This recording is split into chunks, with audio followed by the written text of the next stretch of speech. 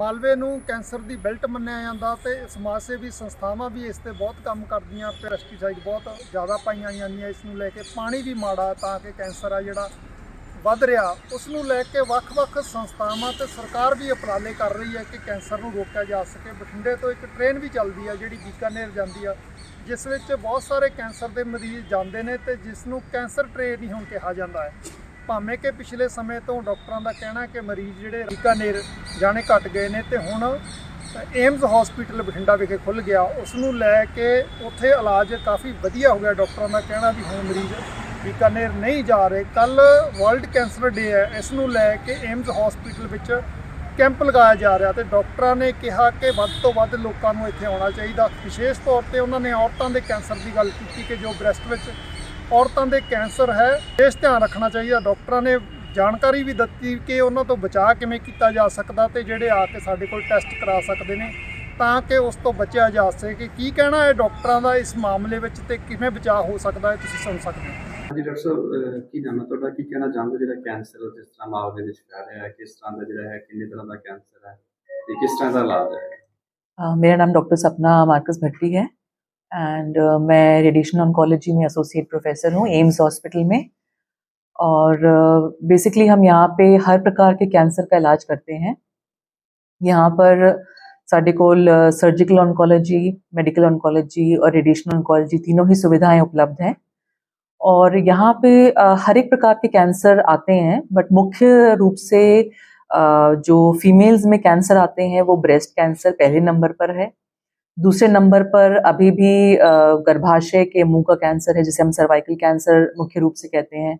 और फिर हमारे पास lung cancer, head and neck cancer और इवन हमारे पास ओवेरियन कैंसर और हेपेटोबिलियरी कैंसर, काफ़ी सारे कैंसर हैं जो कि यहाँ पे देखे जाते हैं। और ख़ासकर ये जो बेल्ट है, जिसे मालवा बेल्ट कहते हैं, ये नाम ही इसका कैंसर बेल्ट के रूप में जाना जाता है।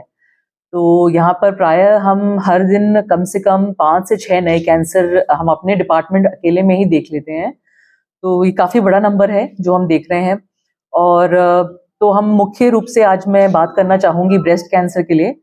तो ब्रेस्ट कैंसर ये फीमेल्स में नंबर 1 कैंसर है जो हर साल कम से कम सबसे ज़्यादा महिलाओं का के लिए घातक साबित होता है और 4 में से 1 महिला इसमें से पीड़ित रहती है।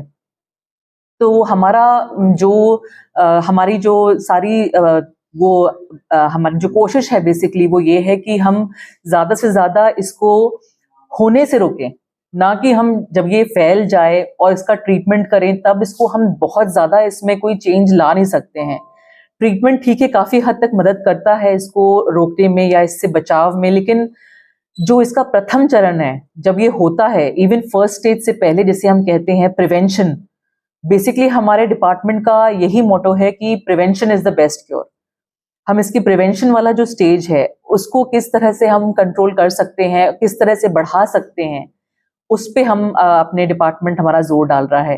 तो जिसका हमने लॉन्च शुरू किया है कल वर्ल्ड कैंसर डे से, जहाँ पे हमारा एक निःशुल्क ब्रेस्ट स्क्रीनिंग कैंप लग रहा है, जिसमें हम ज़्यादा से ज़्यादा लेडीज़ को निःशुल्क ब्रेस्ट स्क्रीनिंग कैंप करवा रहे हैं, 25 साल से ज़्यादा उम्र की लेडीज़ को।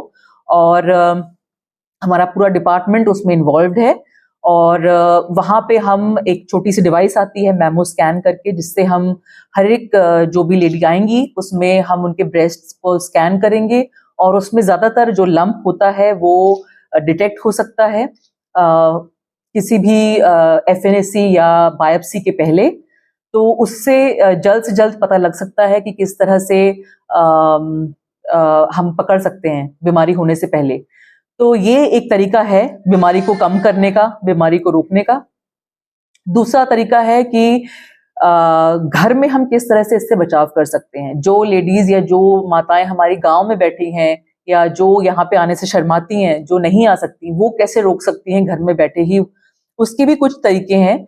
उसके कुछ संकेत होते हैं इस कैंसर के जो पहले ही पकड़े जा सकते हैं, जैसे कि छाती में कोई गांठ होना, निपल से कोई खून आना या कोई पानी का निकलना, या फिर कच्छ में कोई गांठ होना, ये भी साइन होता है। तो ये ज़्यादातर उन लेडीज़ में पाया जाता है जिनमें माहवारी जल्दी शुरू होती है या माहवारी बहुत लेट बंद होती है, या फिर जिनकी फैमिलीज़ में कभी कैंसर रहा हो, छाती का कैंसर, जिनकी माताओं को या जिनकी बहनों को, जिनकी मौसियों को या नानियों को कैंसर रहा हो, खासकर छाती का। तो ये उनमें ज़्यादा तरक्की से पाई जाती है। और साथ ही साथ तो उनमें ये सब संकेत यदि देखने को मिलते हैं तो उनको फौरन अपने डॉक्टर को दिखाना चाहिए और सुई की टेस्ट के ज़रिए बीमारी का पता लगाना चाहिए। तो ये एक तरीका है।